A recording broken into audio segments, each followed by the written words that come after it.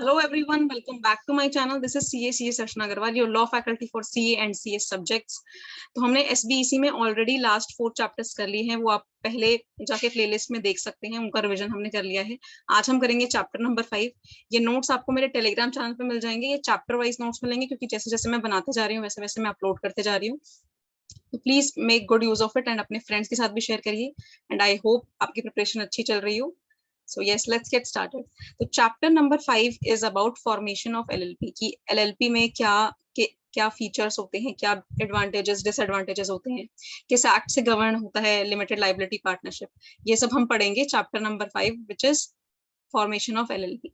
तो सबसे पहले कॉन्सेप्ट ऑफ LLP डिफाइन तो नहीं किया गया है LLP एक्ट 2008 में, पर सेक्शन 2 क्लॉज N बोलता है कि LLP का मतलब होता है partnership formed and registered under this act. एक पार्टनरशिप, दो या दो से ज्यादा लोग मिलके जो पार्टनरशिप बनाते हैं और इस एक्ट में रजिस्टर्ड होते हैं तो वो LLP हो जाता है। LLP में पार्टनर्स की लायबिलिटी लिमिटेड होती है, अनलाइक पार्टनरशिप फॉर्म, उसमें पार्टनर्स की लायबिलिटी अनलिमिटेड होती है। उसमें पार्टनर्स के पर्सनल एसेट्स भी सेल किए जा सकते हैं अगर नीड अराइज हो तो, लेकिन LLP में पार्टनर्स के पर्सनल एसेट्स सिक्योर रहते हैं, वो उतना ही पैसा उनसे मंगाया जा सकता है जितना उन्होंने कंट्रीब्यूट किया है, उसके अलावा नहीं मंगाया जा सकता लॉस में भी। लेकिन अगर उन्होंने कोई फ्रॉड किया है, कोई फ्रॉडुडेंटली कोई रॉन्गफुल एक्ट किया है तो उनके पर्सनल एसेट्स भी सेल किए जा सकते हैं या उनके पर्सनल एसेट्स भी बिक सकते हैं उस काम के लिए। तो nature and characteristics of LLP क्या होते हैं? LLP is a body corporate and separate legal entity, क्योंकि लिमिटेड लाइबिलिटी है, उसकी सेपरेट एंटिटी है उसके पार्टनर्स से। पार्टनर्स अलग हैं और LLP अलग है। अगर LLP पे कोई बात आती है तो LLP अपने लिए खुद ही जिम्मेदार है, पार्टनर्स उसमें नहीं आएंगे। और परपिचुअल सक्सेशन है, पार्टनर्स आएंगे जाएंगे पर LLP चलती रहेगी। LLP डेथ से या फिर किसी पार्टनर के रिटायरमेंट से या किसी पार्टनर के एक्सपल्शन से वो बंद नहीं हो जाती। तो इसलिए LLP is a body corporate separate legal entity and perpetual succession होता है उसका। LLP is governed bye LLP act 2008। LLP act 2008 में आया था, उस एक्ट के द्वारा LLP गवर्न की जाती है। जैसे पार्टनरशिप फर्म जो है वो पार्टनरशिप एक्ट के द्वारा की जाती है, कंपनीज एक्ट 2013 के द्वारा की जाती है, वैसे ही LLP एक्ट 2008 के द्वारा गवर्न की जाती है। LLP में आप LLP बनाने के बाद उसके लास्ट में आपका लिमिटेड लाइबिलिटी पार्टनरशिप या फिर LLP होने चाहिए लास्ट वर्ड। जैसे प्राइवेट लिमिटेड कंपनी में हम लास्ट में प्राइवेट लिमिटेड कंपनी लिखते हैं, पब्लिक कंपनी में लास्ट में लिमिटेड लिखते हैं, वैसे ही LLP में लास्ट में लिमिटेड लाइबिलिटी पार्टनरशिप या फिर LLP वर्ड्स यूज होने चाहिए। LLP की क्या होता है? LLP is a result of agreement between two partners, two और मोर पार्टनर्स, और उनके म्यूचुअल राइट्स और ड्यूटीज वो एग्रीमेंट में बताते हैं, दैट इज LLP। तो दो या दो से ज्यादा लोग जब आके पार्टनरशिप बनाते हैं, उनके राइट्स, ड्यूटीज, उनके क्या काम वो करेंगे, क्या उनकी ड्यूटीज हैं, किस एरिया में वो डील करेंगे, ये जिस अग्रीमेंट में बनता है उसको LLP कहा जाता है। Now LLP is liable for its own assets. Partners liable नहीं है, जैसे हमने ऑलरेडी डिस्कस कर लिया है कि पार्टनर्स लाइबल नहीं होते wrongful acts of other partners. जैसे पार्टनरशिप फर्म में क्या होता है, partners jointly and severally responsible होते हैं, पर LLP में पार्टनर्स इंडिविजुअली लाइबल नहीं है दूसरे पार्टनर की गलत एक्ट के लिए, क्योंकि सेपरेट लीगल एंटिटी है, तो वो जिस पार्टनर ने कोई गलत काम किया भी है तो वो अपने एक्ट्स के लिए खुद ही लाइबल रहेगा। लेकिन अगर किसी पार्टनर ने फ्रॉडुडेंटली कोई काम किया है तो वो लाइबल रहेगा, और उसको नॉलेज थी कि दूसरे वाले ने भी कोई फ्रॉडुडेंटली काम किया है, मतलब उसको नॉलेज है फ्रॉडुडेंटली काम हो रहा है, तो वो लाइबल रहेंगे। एटलीस्ट 2 डेजिग्नेटेड पार्टनर्स होने चाहिए LLP में, एटलीस्ट 2 डेजिग्नेटेड पार्टनर्स, और उसमें से एटलीस्ट एक जो है वो रेजिडेंट होना चाहिए इंडिया का। रेजिडेंट का मतलब एटलीस्ट 182 डेज रहा हो पिछले साल में। मेंटेन करने होते हैं LLP को अकाउंट्स जिसमें ट्रू स्टेट ऑफ अफेयर्स हो, सारे फाइनेंशियल स्टेटमेंट्स बनाने होते हैं। Prepare statement of accounts and solvency every year and file with registrar. Central government चाहे तो इन्वेस्टिगेट कर सकती है अफेयर्स ऑफ LLP, एक इंस्पेक्टर को हायर करके। अगर उसको लग रहा है कि कुछ गड़बड़ है तो हायर करेगी एक इंस्पेक्टर को और उसको बोलेगी कि इन्वेस्टिगेट करो LLP के अफेयर्स को, कि क्या चल रहा है LLP में, कोई फ्रॉडुडेंटली कोई काम हो रहा है तो उसके बारे में पता लगा के बताओ। Firm, private company, unlisted public company, ये सब जो है वो कन्वर्ट की जा सकती है LLP में कभी भी।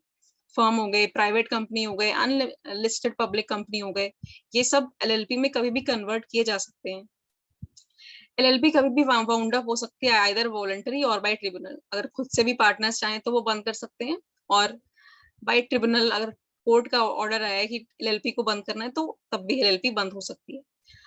LLP Act 2008 enables central government to apply provisions of Companies Act wherever appropriate. तो LLP Act 2008 enable करता है सेंट्रल गवर्नमेंट को कि वो जब चाहे जहां चाहे कंपनीज एक्ट के प्रोविजंस लगा सकती है LLP में। ठीक है, तो एक बार इसके दोबारा देख लेते हैं क्या होते हैं फीचर्स, कैरेक्टरिस्टिक्स। बॉडी कॉर्पोरेट होती है, सेपरेट एंटिटी होती है, परपेचुअल सक्सेशन होता है। It is governed bye LLP Act 2008।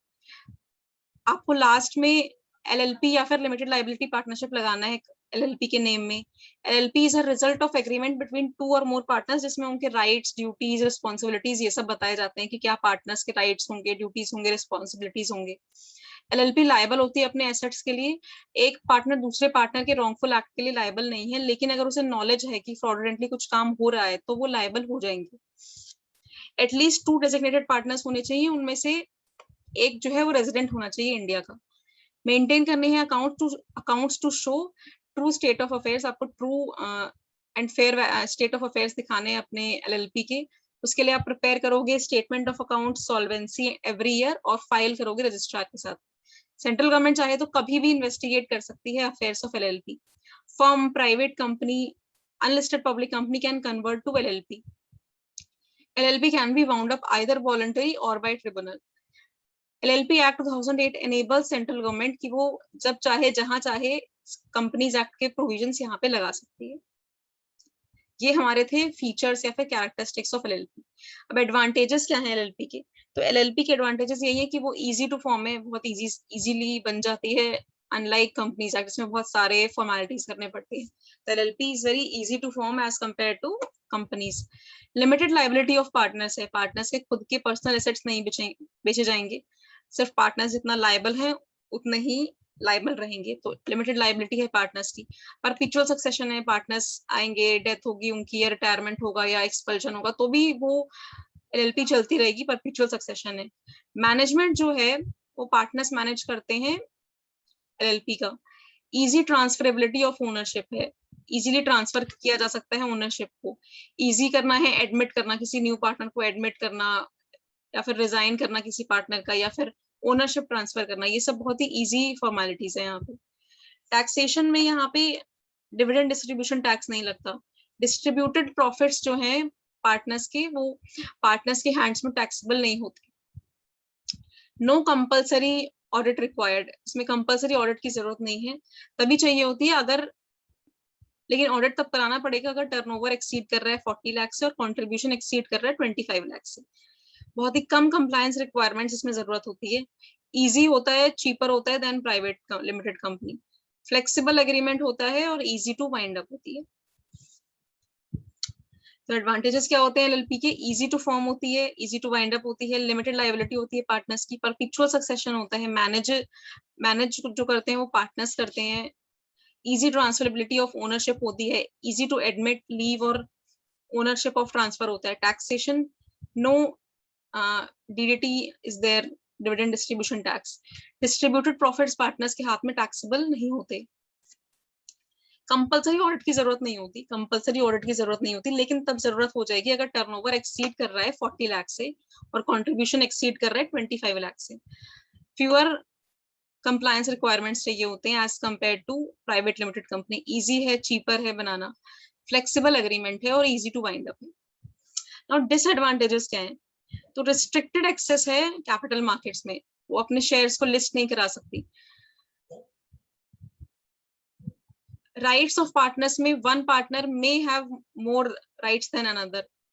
Public disclosure हो जाता है आपकी एलएलपी की इंफॉर्मेशन का। एलएलपी को अपने, क्योंकि सारे जो एनुअल रिटर्न्स और फाइनेंशियल स्टेटमेंट्स हैं वो फाइल करने होते हैं एमसी की वेबसाइट पे, तो इसलिए उनका जो डेटा है वो पब्लिकली अवेलेबल रहता है। कोई भी, आप, मैं, कोई भी, हम लोग अगर हमें किसी एलएलपी का नेम पता है और हमें उसके बारे में सारा उसका डेटा निकालना है, हम निकाल सकते हैं bye paying just a nominal fee of 50 rupees और 100 रुपीज आई गेस।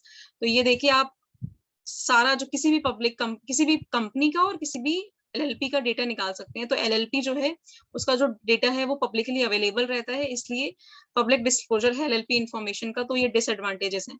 कॉम्पिटिटर्स हो गए, वो आपका डेटा निकाल के देख सकते हैं कि आप कैसे आप परफॉर्म कर रहे हो, आपकी सारी चीजें, छोटी से छोटी चीजें वो आपके फाइनेंशियल स्टेटमेंट्स और इन सबसे वो पता लगा सकते हैं। तो ये एक डिसएडवांटेज है। लिमिटेशंस क्या है फॉर्मेशन ऑफ एलएलपी में? Can't be formed by one person, एक पर्सन चाहे तो वो फॉर्म नहीं कर सकता। एफडीआई अलाउड है ओनली थ्रू गवर्नमेंट रूट, और जहाँ पे 100% एफडीआई अलाउड है वो ऑटोमेटिक रूट में। ऑफेंसेस एंड पेनल्टीज क्या है? अगर आपने फॉर्म्स फाइल नहीं करे जो प्रिस्क्राइब्ड है तो आपको 100 रुपीज की पेनल्टी लगेगी पर डे, जब तक कि वो ड्यू डेट तक, और वो है 300 डेज। और आपको फाइन भी लग सकता है, इम्प्रिजनमेंट भी हो सकती है, और इम्प्रिजनमेंट और फाइन बोथ भी हो सकते हैं। एग्जिट ऑप्शंस इसमें इजी नहीं है डिफॉल्ट ऑफ फाइलिंग्स में। अगर एलएलपी जो एग्जिट करना चाहती है, मतलब एलएलपी कोई क्लोज होना चाहती है, तो उसको उससे पहले सारे जो स्टेटमेंट ऑफ अकाउंट्स और एनुअल रिटर्न है वो फाइल करने पड़ेंगे, अगर उसने फाइल नहीं किए हैं तो। लिमिटेशन है एक्सटर्नल कमर्शियल बोरोइंग्स में, आप एक्सटर्नल कमर्शियल बोरोइंग्स रेज नहीं कर सकते, लोन्स नहीं ले सकते फॉरेन पार्टनर से, फॉरेन इंस्टीट्यूशन से, या फिर फॉरेन बैंक से। डिसएडवांटेजेस क्या है एलएलपी के? मतलब ये सारे जो चैप्टर्स हैं ना, कुछ कुछ चैप्टर्स तो बहुत ही इजी हैं, इनमें आपको ऐसा कुछ लर्न करने की जरूरत भी नहीं पड़ती, बस थोड़े से पॉइंट्स याद करें, पॉइंटर्स याद करें, और आराम से अगर ये क्वेश्चंस आ जाते हैं तो आपके लिए बोनस है, और आराम से आप अच्छे से स्कोर कर सकते हैं। तो ये सब गाइस, इसीलिए मैंने ये नोट्स प्रोवाइड करे आपको, ताकि आप अच्छे से आप प्रिपरेशन कर सकें और आपकी प्रिपरेशन एकदम स्मूथ हो सके। ये नोट्स आपको सारे टेलीग्राम चैनल पे मिल जाएंगे, अगर किसी ने स्टार्टिंग मिस कर दी है तो इसलिए मैं फिर से बता दूं, आपको टेलीग्राम चैनल पे मिल जाएंगे, free of cost, chapter wise upload हो रहे हैं। तो इसलिए जैसे जैसे हम रिविजन करते जाएंगे डेली लेक्चर्स का, वैसे वैसे आपको ये नोट्स मिल जाएंगे। सो प्लीज अपने फ्रेंड्स के साथ भी शेयर करिए, और चैनल को लाइक कर दीजिए, और सब्सक्राइब कर दीजिए, और टेलीग्राम चैनल को भी ज्वाइन कर लीजिए। चलिए, डिसएडवांटेजेस क्या है एलएलपी के, एक बार फिर से देख लेते हैं।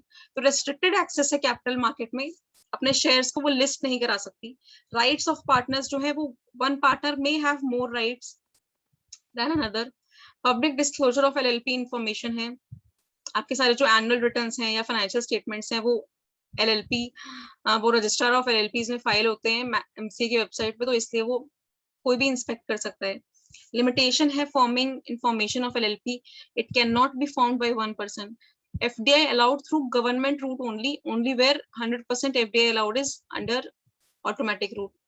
Offenses penalties ये है कि आपको 100 रुपीज लगेगा जो आपने फॉर्म्स नहीं फाइल करे हैं, और उसकी ड्यू डेट हो जाती है मैक्सिमम 300 डेज। आपको फाइन भी लग सकता है, और इम्प्रिजनमेंट और फाइन भी लग सकता है। एग्जिट ऑप्शंस इजी नहीं है डिफॉल्ट ऑफ फाइलिंग्स में। LLP who wants to exit must file statement of accounts and annual return if not filed or defaulted. Limitation है एक्सटर्नल कमर्शियल बोरोइंग्स में, LLP रेज नहीं कर सकती एक्सटर्नल कमर्शियल बोरोइंग्स, और वो लोन्स भी नहीं ले सकती फॉरेन पार्टनर से, FII से, या फिर फॉरेन बैंक से। प्रोसीजर क्या है formation of incorporation of LLP का? तो सबसे पहले आपको DSC लेना है, डिन लेना है, डेजिग्नेटेड पार्टनर्स का। जो डेजिग्नेटेड पार्टनर्स बनना चाहते हैं LLP में, उनके पास DSC होना चाहिए, डिन होना चाहिए। डेजिग्नेटेड पार्टनर बनने के लिए वो अप्लाई करना है थ्रू फॉर्म फिलिप, फॉर्म होता है फिलिप, उसके थ्रू वो अप्लाई करेंगे। नेम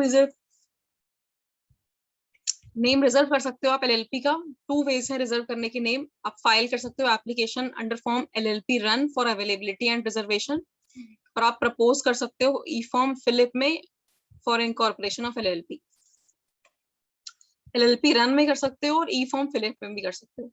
इनकॉर्पोरेट LLP, फिर आप फाइल करोगे form FiLLiP for incorporating new LLP। जब आपको अप्रूवल मिल जाएगा तो ROC इशू करेगा आपको सर्टिफिकेट ऑफ इनकॉर्पोरेशन। आपका जब जैसे ही अप्रूवल हो जाएगा तब ROC आपको इशू करेगा सर्टिफिकेट ऑफ इनकॉर्पोरेशन। और अगर रजिस्ट्रार को ऐसा चाहिए कि फर्दर इन्फॉर्मेशन आपसे कुछ मंगानी है, तो वो आपको बोलेगा रीसबमिट करो एप्लीकेशन को विद इन 15 डेज। और अगर फिर डिफेक्टिव निकल गई तो वो आपको एक और अपॉर्चुनिटी देगा कि फिर 15 डेज में वो डिफेक्ट हटाओ कि जिस वजह से उसको नहीं वो एडमिट कर रहा है। डॉक्यूमेंट्स कौन कौन से देने होते हैं फिलिप के साथ? कंसेंट ऑफ पार्टनर्स देना होता है कि पार्टनर्स कंसेंट कर रहे हैं कि वो पार्टनर्स बनना चाहते हैं।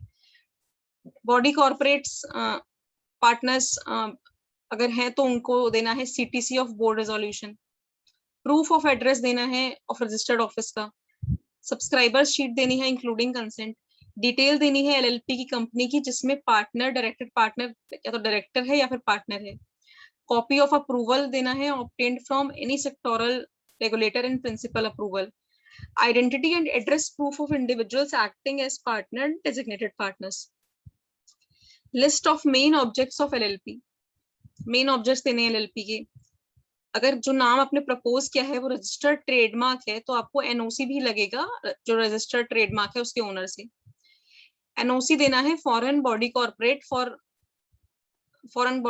का फॉर यूजेज ऑफ नेम. अगर फॉरेन एंटिटीज बनाना चाहती है, इनकॉर्पोरेट करना चाहती है एलएलपीज इंडिया में. तो जी प्रोसीजर क्या है इनकॉर्पोरेशन का एलएलपी का. आपको सबसे पहले डीएससी होना चाहिए, आपके पास डिन होना चाहिए. डेजिग्नेटेड पार्टनर्स के लिए आप फॉर्म फिलिप के थ्रू अप्लाई करोगे. नेम रिजर्वेशन के लिए आप एलएलपी रन के थ्रू भी अप्लाई कर सकते हो या फिर फॉर्म फिलिप के थ्रू अप्लाई कर सकते हो. इनकॉर्पोरेट करोगे आप एलएलपी और जैसे ही आपका अप्रूवल हो जाता है फॉर्म फिलिप का तो आरओसी इश्यू करेगा आपको सर्टिफिकेट ऑफ इनकॉर्पोरेशन. लेकिन अगर आरओसी को फर्दर कोई इन्फॉर्मेशन चाहिए तो वो आपसे बोलेगा मुझे फर्दर वो इन्फॉर्मेशन प्रोवाइड करो विद इन 15 डेज. और तब भी अगर डिफेक्टिव निकलती है तो आपको एक और अपॉर्चुनिटी देगा 15 डेज की ताकि आप डिफेक्ट को हटाओ. डॉक्यूमेंट्स आपको कौन से लगाने हैं फॉर्म फिलिप के साथ. कंसेंट ऑफ पार्टनर्स लगाना है. बॉडी कॉर्पोरेट्स अगर हैं पार्टनर्स तो आपको लगाना है CTC of board resolution. Proof of address of registered office of LLP लगाना है. सब्सक्राइबर्स शीट इंक्लूडिंग कंसेंट लगाना है. डिटेल लगाना है एलएलपी का, कंपनी का जिसमें पार्टनर या डेजिग्नेटेड पार्टनर है. कॉपी लगाना है कॉपी ऑफ अप्रूवल लगाना है obtained from any sectoral regulator in principle approval. Identity address proof लगाना है इंडिविजुअल्स का जो पार्टनर या डेजिग्नेटेड पार्टनर्स बन रहे हैं. मेन ऑब्जेक्ट्स ऑफ एलएलपी का लिस्ट लगानी है आपको. अगर आप रजिस्टर्ड ट्रेडमार्क जो ऑलरेडी रजिस्टर्ड ट्रेडमार्क है उसका नाम अगर आप लेना चाह रहे हैं तो आपको एनओसी लगेगा ट्रेडमार्क ओनर का. और एनओसी आपको चाहिए फॉरेन बॉडी कॉर्पोरेट का फॉर यूजेज ऑफ नेम अगर फॉरेन एंटिटीज यहाँ पे एलएलपी बनाना चाहती है तो. ठीक है. LLP agreement. अब इनकॉर्पोरेशन के बाद आपको एलएलपी एग्रीमेंट बनाना है और उसका जो कॉपी है एग्रीमेंट का वो फाइल करना है आरओसी को विद इन 30 डेज. किस फॉर्म में फाइल करोगे आप. फॉर्म 3 में फाइल करोगे from date of incorporation of LLP. Within 30 days आप फाइल करोगे from date of incorporation of LLP. किस फॉर्म में करोगे. फॉर्म 3 में करोगे एलएलपी एग्रीमेंट को फाइल आरओसी के पास. एलएलपी एग्रीमेंट क्या होता है. रिटन एग्रीमेंट होता है बिटवीन पार्टनर्स एंड एलएलपी और उसमें पार्टनर्स की म्यूचुअल राइट्स ड्यूटीज और उनके राइट्स एलएलपी की तरफ क्या है और उनके राइट्स और ड्यूटीज एक दूसरे की तरफ क्या है वो मेंशन होते हैं. तो एलएलपी एग्रीमेंट कैसे आप ड्राफ्ट करोगे. एलएलपी एग्रीमेंट में क्या होता है. Roles responsibilities rights powers partners के होते हैं और ये डिफाइन ये भी करता है कि मैनेजरियल ऑपरेशनल और एडमिनिस्ट्रेटिव रिस्पॉन्सिबिलिटीज कौन देखेगा. सपोज 3 पार्टनर्स है उनमें से एक ने मैनेजरियल रिस्पॉन्सिबिलिटीज देख ली, एक ने ऑपरेशनल देख ली, एक ने एडमिनिस्ट्रेटिव देख ली. तो ये सब उस एग्रीमेंट में बताया जाएगा कि कौन सा पार्टनर कौन से काम देख रहा है, क्या उनके इंडिविजुअल राइट्स हैं, क्या उनके इंडिविजुअल ड्यूटीज हैं, उनके म्यूचुअल राइट्स क्या हैं, क्या प्रॉफिट उनका रहेगा. ये सब चीजें उनकी बताई जाएंगी. Now how to prepare LP agreement. तो सबसे पहले आप ड्राफ्ट एग्रीमेंट प्रिपेयर करोगे. किसी भी चीज का सबसे पहले ड्राफ्ट एग्रीमेंट बनाते हैं तो इसलिए ड्राफ्ट एग्रीमेंट प्रिपेयर करोगे. उसको प्रिंट करोगे stamp paper of requisite value पे. सारे पार्टनर्स उसको साइन करेंगे at bottom of all pages. 2 witnesses sign करेंगे at the end of document और हर पार्टनर को एक एक कॉपी दी जाएगी. सारे जो आप सबसे पहले एक ड्राफ्ट एग्रीमेंट बनाओगे उसको प्रिंट करोगे स्टैम्प पेपर में ऑफ रिक्विजिट वैल्यू. सारे जो पार्टनर्स है उसको साइन करेंगे at bottom of all pages. 2 witnesses sign करेंगे उस एग्रीमेंट को at the end of attachment और सारे जो पार्टनर्स हैं उनके पास एक एक कॉपी होना चाहिए एग्रीमेंट का. एसेंशियल क्लॉजेस क्या होते हैं इन एलएलपी एग्रीमेंट. तो definition of designated partners, accounting period, address, ये सब होता है. डेजिग्नेटेड पार्टनर्स का क्या नेम है, एज है, एड्रेस है उनका, ये सब मेंशन किया जाता है. एलएलपी का नेम उसके में अगर कुछ चेंजेस हुए तो वो मेंशन किए जाते हैं. रजिस्टर्ड ऑफिस कहाँ है एलएलपी का वो लिखा होता है एसेंशियल क्लॉजेस में. बिजनेस क्या है एलएलपी का ये लिखा होता है. कैपिटल कंट्रीब्यूशन कितना लाए हैं पार्टनर्स वो लिखा होता है. प्रॉफिट शेयरिंग रेशियो क्या होगा ये लिखा होता है. Rights and duties of designated partners लिखा होता है.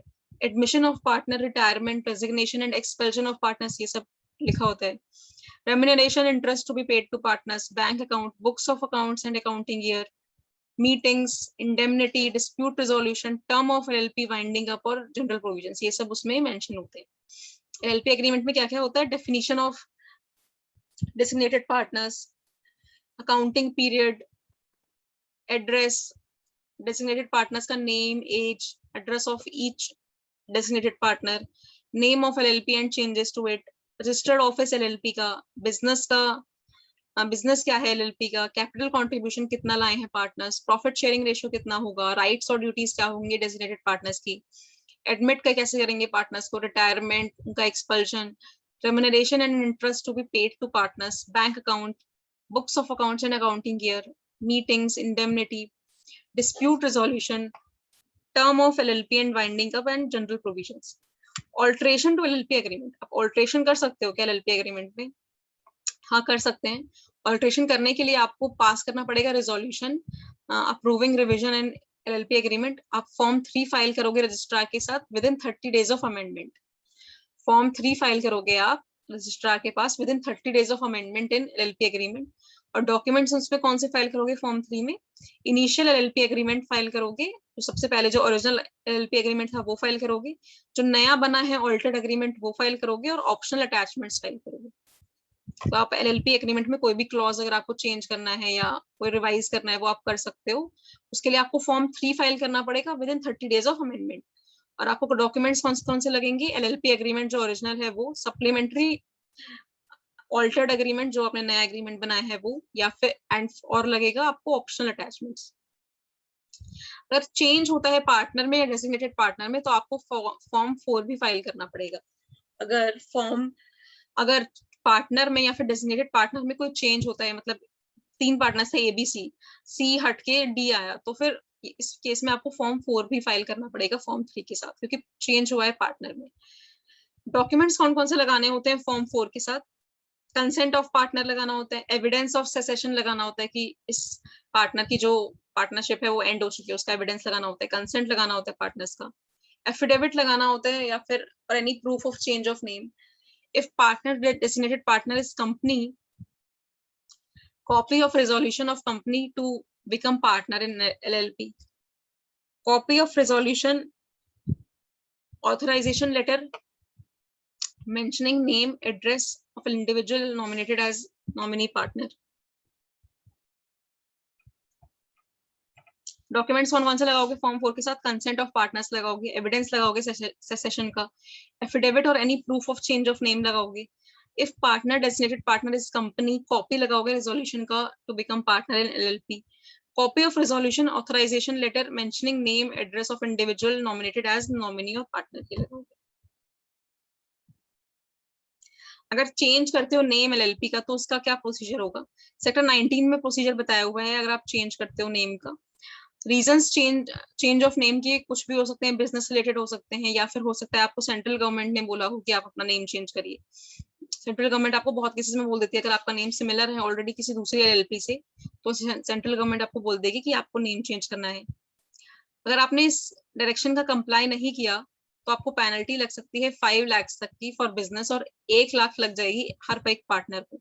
अगर आप चेंज नहीं करते हो नेम या फिर सेंट्रल गवर्नमेंट की बात नहीं मानते हो तो आपको पेनल्टी लग जाएगी 5 लाख की एलएलपी को, और 1-1 लाख की पेनल्टी लग जाएगी हर एक पार्टनर को। तो आप नेम चेंज कैसे करते हो? प्रोसीजर क्या है change for changing of name of LLP? सबसे पहले आपको फाइल करना है application to MCA with 6 name preferences. आपको 6 नाम पकड़ने हैं जो आप देना चाहते हो एलएलपी को, वो 6 नाम के साथ आपको एप्लीकेशन फाइल करनी है एमसीए को। डॉक्यूमेंट्स लगाने हैं एप्लीकेशन के साथ, CTC of consent of all partners for name change, consent of all partners का सीटीसी लगाओगे फॉर नेम चेंज, कॉपी लगाओगे एग्जिस्टिंग एलएलपी एग्रीमेंट का, trademark copy of registration certificate लगाओगे। अगर नेम अप्रूव हो जाता है तो आप फाइल करोगे form LLP 5 giving notice of change in name with ROC with in 30 days. Name अगर अप्रूव हो जाता है आपका न्यू नेम तो आप फाइल करोगे form LLP 5 giving notice of change in name with ROC with in 30 days.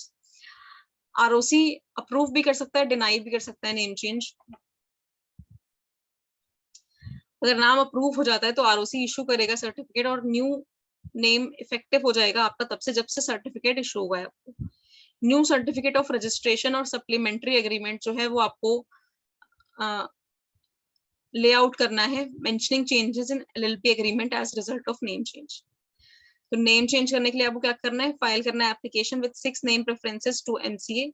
Documents आप कौन से लगाओगे, सीटीसी लगाओगे, consent of all partners, copy of existing LLP agreement लगाओगे, ट्रेडमार्क कॉपी लगाओगे, कॉपी ऑफ रजिस्ट्रेशन सर्टिफिकेट लगाओगे।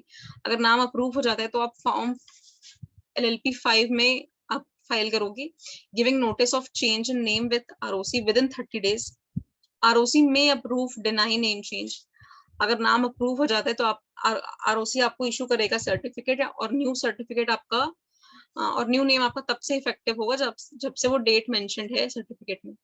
New certificate of registration supplementary agreement needs to be laid out mentioning changes in LLP agreement as a result of name change. Shifting of registered office, आप shift कर सकते हो LLP का registered office, हाँ कर सकते हैं। Name of change of registered office filed with registrar within 30 days from date of change in form 15।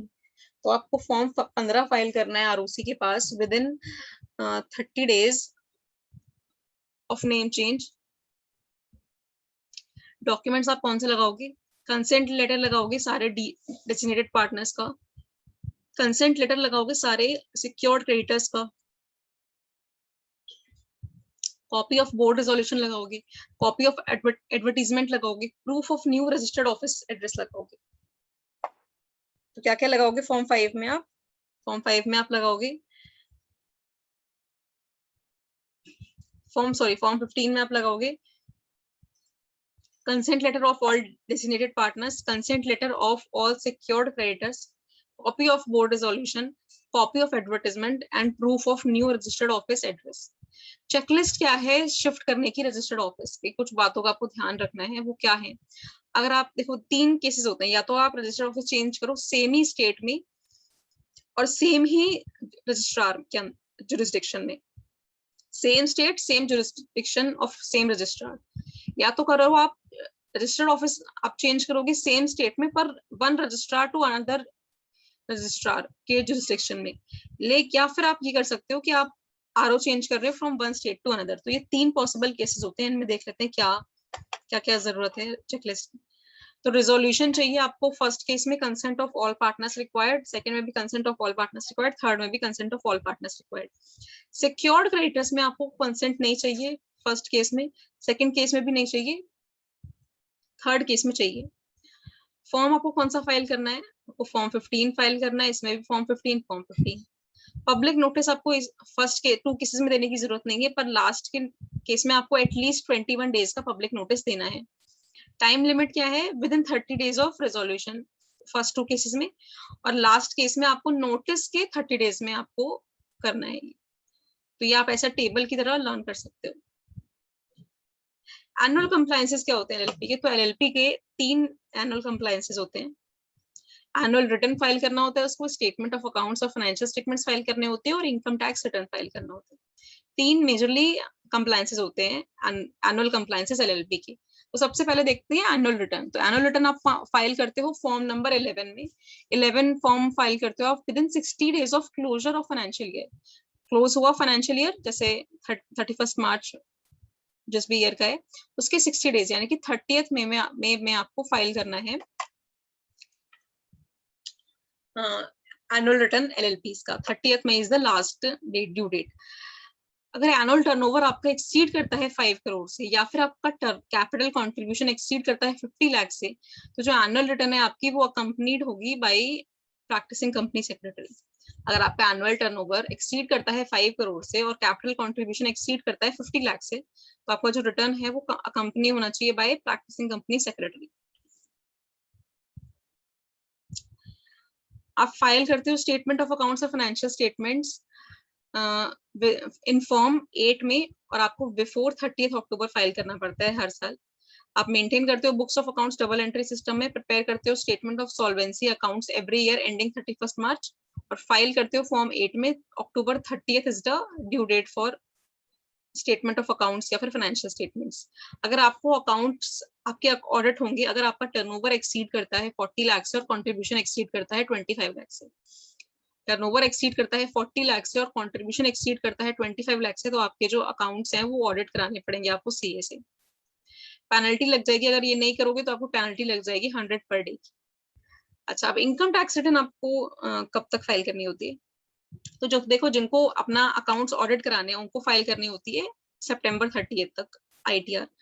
जिनको रिपोर्ट फर्निश करनी होती है form number 3 CEB under section 92E transfer pricing वाली, तो आपको नवंबर 30 तक आपको फाइल करनी होती है आईटीआर।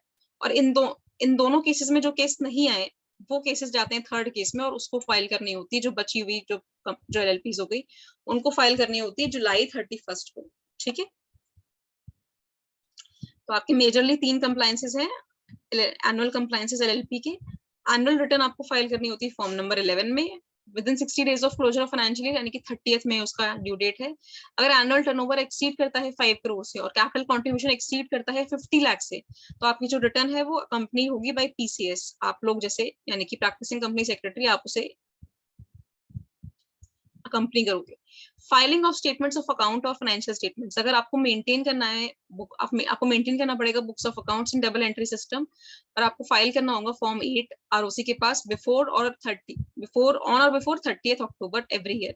अगर आपका टर्नओवर एक्सीड कर जाता है 40 लाख से और कंट्रीब्यूशन एक्सीड कर जाता है 25 लाख से, तो आपको अकाउंट्स ऑडिट कराने पड़ेंगे बाय अ चार्टर्ड अकाउंटेंट, और पेनल्टी लग जाएगी 100 पर डे की अगर आपने डिफॉल्ट किया इस केस में। तो आपको आईटीआर कब तक फाइल करनी है? अगर आपके अकाउंट्स ऑडिट होंगे तो आपको फाइल करनी है सितंबर 30th ऑफ असेसमेंट ईयर में। और अगर आपके रिपोर्ट है फॉर्म नंबर 3 सीईबी और या फिर under section 92E transfer pricing वाली, तो आपको नवंबर 30 तक करना है। अदर केसेस है, इन दोनों केसेस में जो केसेस नहीं आते हैं वो जो बचे हुए केसेस वो केस चल जाएंगे अदर केसेस में, और उनको फाइल करना है जुलाई 31 में। Event based compliances for LLP. Event based compliances क्या है एलएलपी के? Nature of events, compliance requirement, penalty. तो consent of all partner designated partner form number 4 में जाता है within 30 days of appointment as designated partner. और अगर आपने ये कंप्लाई नहीं किया तो पर्सन और एलएलपी दोनों को 10,000 से लेकर 5 लाख तक की पेनल्टी हो सकती है। Vacancy of designated partner. Vacancy of designated partner में आपको फाइल करना है form number 4 filing of vacancy with in 30 days of vacancy. और आपका जो अगर आपने नॉन कंप्लाई किया तो आपको 10,000 से लेके 5 लाख तक की पेनल्टी देनी पड़ सकती है। Change of name. Change of name में आपको फॉर्म 5 फाइल करना है within 30 days of such change. ये हम ऑलरेडी पढ़ चुके हैं पहले, पर ये एक समरी एक तरह से ही समझ लीजिए, और इसमें पेनल्टी लिखी हुई है। चेंज ऑफ नेम में आपको फाइल करना है form 5 with in 30 days of such change, और पर्सन जो नहीं डिफॉल्ट कर रहे हैं वो कोई फाइन लग जाएगा 5 लाख तक का, और कम से कम 50,000 तक का, और फर्दर ₹50 भी लगेंगे एवरी डे। अगर हर दिन डिफॉल्ट कंटिन्यू रहता है तो ₹50 भी लगते जाएंगे। एलएलपी एग्रीमेंट और उसमें कोई चेंजेस होते हैं तो आपको फॉर्म 3 फाइल करना है within 30 days of incorporation of LLP, या फिर जब से आपने ऑल्टर किया है उस एलएलपी एग्रीमेंट को उसके 30 डेज के अंदर आपको फॉर्म 3 फाइल करना है। अगर आप नहीं करते तो एलएलपी और डेजिग्नेटेड पार्टनर को फाइन लगेगा 2,000 से लेके 25,000 तक। चेंज करते हो डेजिग्नेटेड पार्टनर्स में, तो न्यू पार्टनर एडमिट कोई आ रहा है या फिर पुराना पार्टनर कोई जा रहा है, तो आपको नोटिस देना है फॉर्म नंबर 4 में within 30 days to registrar, और आपको पेनल्टी लग जाएगा। अगर आप नहीं करते हो तो आपको पेनल्टी लग जाएगा 2,000 से लेके 25,000 तक का। क्लियर? इसी के साथ हमारा चैप्टर नंबर 5 जो कि बहुत इजी है, एलएलपी एग्रीमेंट, ये हमारा हो चुका है। सॉरी, फॉर्मेशन ऑफ एलएलपी ये हमारा हो चुका है। बहुत ही इजी छोटू सा चैप्टर है, मतलब हार्डली, ये तो मैंने आपको अच्छे से रिवाइज कराना चाहा इसलिए थोड़ा टाइम लग गया, बट अगर आप खुद से रिवाइज करोगे सुनने के बाद आपको हार्डली 10-15 मिनट्स लगेंगे। मतलब इतने छोटे छोटे चैप्टर्स हैं बट इतना आपका वेटेज रखते हैं एग्जाम में, तो इसलिए आपको सब कुछ अच्छे से करना चाहिए। और इसीलिए मैं आपको नोट्स प्रोवाइड करवा रही हूँ, फ्री लेक्चर्स प्रोवाइड करवा रही हूँ आपको। सारे जो नोट्स हैं ये टेलीग्राम चैनल पे मिल जाएंगे। मैं बार बार इसलिए कह रही हूँ जिससे किसी को अगर नहीं मिलता है तो इसलिए उनके लिए बता रही हूँ। सेकंड चीज, अगर किसी को चैनल की लिंक नीचे से नहीं क्लिक होके आप चैनल पे नहीं जा पाते हो तो आप वहाँ पे टेलीग्राम पे अपना टेलीग्राम चैनल खोल के मेरा नाम सर्च कर सकते हो, सी अर्चना अग्रवाल, तो भी आपको मेरा चैनल दिख जाएगा। क्योंकि कभी कभी वो लिंक वर्क नहीं करता है जो मैंने लिंक डिस्क्रिप्शन में लगाया है या फिर अपने अबाउट सेक्शन में लगाया है, तो इसलिए आप वो लिंक से अगर क्लिक नहीं होता है तो आप टेलीग्राम चैनल पे जाके सर्च कर सकते हो और आपको मेरा नाम मिल जाएगा। टेलीग्राम चैनल जाने के बाद उसको ज्वाइन कर लेना, क्योंकि वहाँ पे मैं लेक्चर्स के बारे में, आपको नोट्स के बारे में और एग्जाम्स के बारे में बताती रहती हूँ। और यूट्यूब चैनल को भी सब्सक्राइब कर लेना और शेयर कर देना अपने फ्रेंड्स के साथ। एंड आई होप कि आप लोग अपनी हेल्थ का ध्यान रख रहे हो और अच्छे से प्रिपेयर कर रहे हो एग्जाम्स के लिए। बहुत ही कम टाइम बचा है, बट अभी भी 3 महीने बचे हैं और आप 3 महीने में अच्छे से प्रिपेयर कर सकते हो, बहुत ही अच्छे से प्रिपेयर कर सकते हो। मतलब मैं तो बोलूंगी 3 महीने में आप, अगर आप प्रोफेशनल के हो तो आप 2 ग्रुप्स दे सकते हो, नहीं तो अगर आप एग्जीक्यूटिव के हो तो आप तो 2 ग्रुप्स दे ही सकते हो पूरे अच्छे से प्रिपेयर करके। So yes guys, don't lose faith and have faith in yourself, आप कर लेंगे अच्छे से। एंड सब्सक्राइब करो चैनल को and bye bye, take care.